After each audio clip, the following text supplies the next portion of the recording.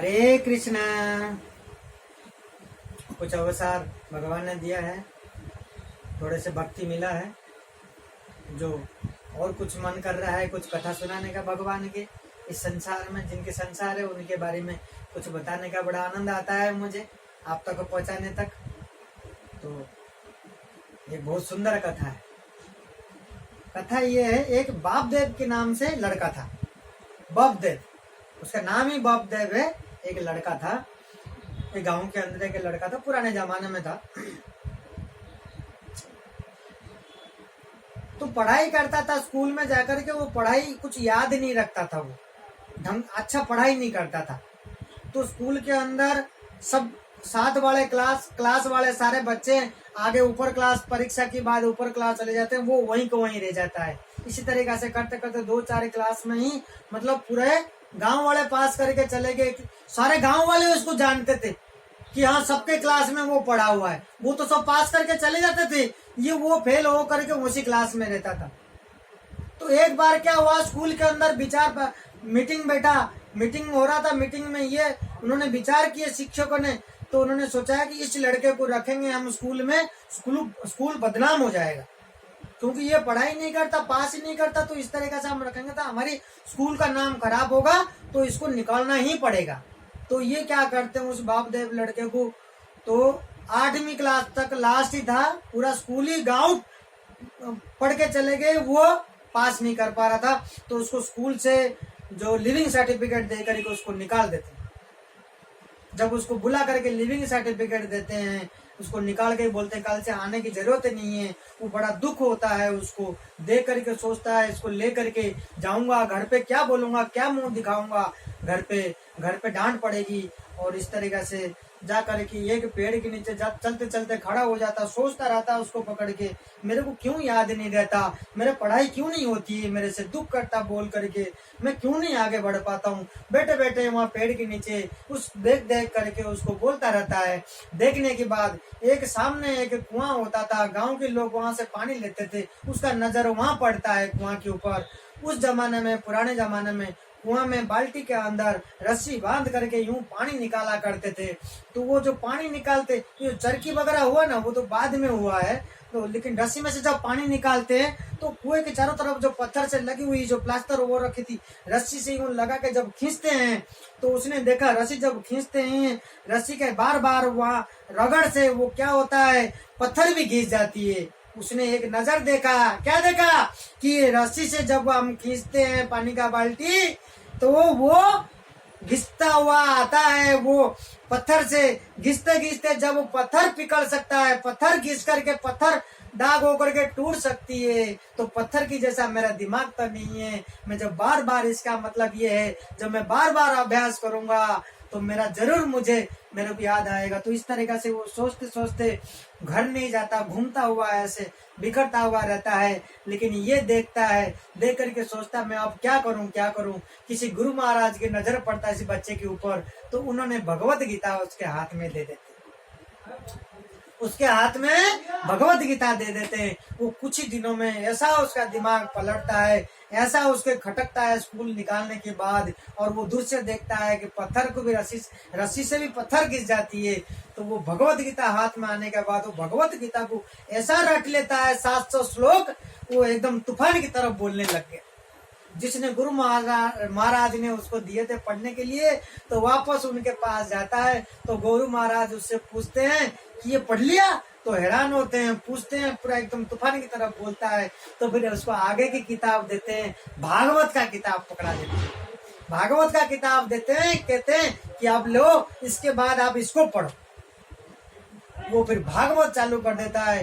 कुछ ही दिनों में भागवत को पढ़ के, भागवत में होता है 18,000 श्लोक, भागवत के अंदर 18,000 श्लोक होता है। तो इसको भी ऐसे पानी की तरह उसका अभ्यास हो जाता है, उसके दिमाग में ऐसा अभ्यास हो गया, तो ऐसा श्लोक बोलता, तूफानी की तरह बोलने लग गया, सब हैरान हो गए। तो बार बार, इसका मतलब ये है बार बार अभ्यास करने से तो हर चीज मुमकिन है। तो इसी तरीका से ये लोग कहते हैं ना, किसी को हम कहते हैं अरे नहीं नहीं मैं तो भागवत सुन चुका हूँ, हम कभी कहते हैं ना किसी को आओ आओ कथा हो रही है सुनेंगे कि एक आध्यात्मिक या स्पिरिचुअल हम थोड़ा सा सुन लो भक्ति कर, नहीं नहीं सब सुना हुआ है, रामायण भी देखा हुआ, महाभारत भी देखा हुआ, भागवती दिखा हुआ। तो एक दिन मेरे गुरु महाराज उसको कहते हैं कि कल तो खाना खा लिया था, फिर आज खाना क्यों खा रहा?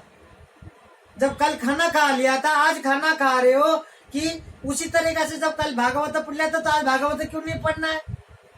तो उसको तो भूलते नहीं हो। तो ऐसे कहते हैं भोजन जो है शरीर को पोषण देता है, उसी तरीके से बार बार खाना होता है। तो कथा जो है आत्मा को पोषण देता है, कथा जो है वो आत्मा को पोषण देता है। जैसे खाना खाना पड़ता है, एक बार खा करके आप रह नहीं सकते हो, तो उसी तरीके से भागवत गीता ये जो ठाकुर जी के बारे में तो बार बार आपको सुनना चाहिए, जब भी समय मिलती है बार बार इसको अभ्यास करना चाहिए, तो इसको छोड़ना नहीं चाहिए। इसी तरीके से हमेशा आत्मा को पोषण मिलता है।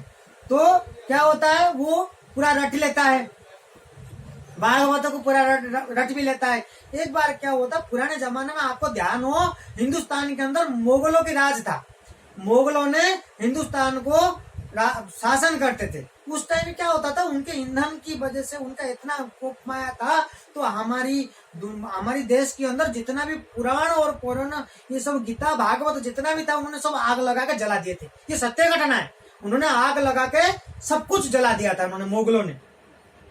तो इन्होंने जब पता चला, ऋषि मुनिया जितना भी हमारे यहाँ पे संत महाराज थे, सबकी जब कथा पता चला, सब एकदम हैरान हो गए कि आप क्या करें, कथा तो सुनाए तो कैसे सुनाए कथा, उन्होंने सब जला गए थे।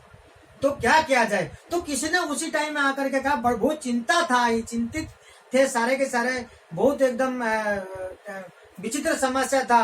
तो किसी ने आकर के कहा कि बापदेव नाम का एक लड़का है, तो उसने वो भागवत को ऐसा पी रखा है, ऐसा तूफान की तरह वो श्लोक बोलता है गीता और भागवत दोनों को, तो वही बता सकता है। तो सारे ऋषि मुनि जितना भी है देश के अंदर, सारे जाकर के उनके पास इकट्ठा होते हैं, इकट्ठा होकर के सभी पहुंचते हैं। तो पहुंच के उनको ढूंढ के जब उनके पास कुटिया में पहुंचते बापदेव, तब तो वो एकदम से संत महाराज होकर के कुटिया में रहते थे, एकदम उस टाइम तो फेमस हो चुके थे। तो सारे एकदम मीडिया वाले को, इनके वाले को, चैनल वाले को बुला करके जब पूछते हैं, और वो ऐसे बोलते हैं श्लोक, सारा उनके दिलो दिमाग में एकदम से ऐसा भर रखा था, और ऐसा बोलते हैं, सारे ऋषि मुनि संत महाराज सब बैठ करके लिखने लग गए भागवत को, और एकदम चैनल में आकर के ऐसा फेमस हो जाते हैं। एक बार प्रेस कॉन्फ्रेंस मीटिंग के अंदर उनको बैठा कर पूछा गया, आपने इतना सब कुछ ज्ञान प्राप्त किया, आप कौन से स्कूल से पढ़े हुए हो? उनको पूछते हैं कि आप कौन से स्कूल से पढ़े हो। जब उनके जीवन के बारे में पूछा गया तो वो हंसते हुए हैं, वो बोलते हैं स्कूल के बारे में तो क्या बताऊं, मेरे को तो लिविंग सर्टिफिकेट देकर स्कूल से निकाला गया था।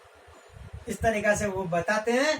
तो जब बहुत फेमस हो जाते हो, प्रेस कॉन्फ्रेंस और मीटिंग और सारे मीडिया में प्रचार हो जाती है कि वो उन्होंने लिखवाए थे, सारा ये सब कुछ जल गया था हमारे देश के अंदर, भागवत के बारे में और गीता के बारे में कुछ भी नहीं था हमारे पास।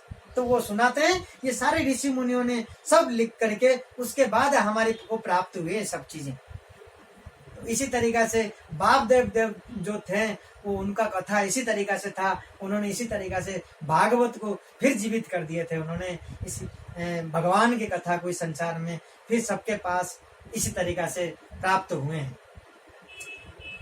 तो इसी तरीका से भगवान की कथा बहुत अनेक है। एक बार महाभारत में भी लिखा हुआ है कि 5 वस्तु है, महाभारत के अंदर भी एक 5 बातें इसी तरीके से लिखा हुआ है। वो क्या है, जब हम भोजन करते हैं वो भी नाम लेकर के करना चाहिए, बहुत पुण्य होती है वो चीजें। वो 5 चीजें क्या है, महाप्रसाद है, गोविंद नाम, ब्राह्मण, वैष्णव।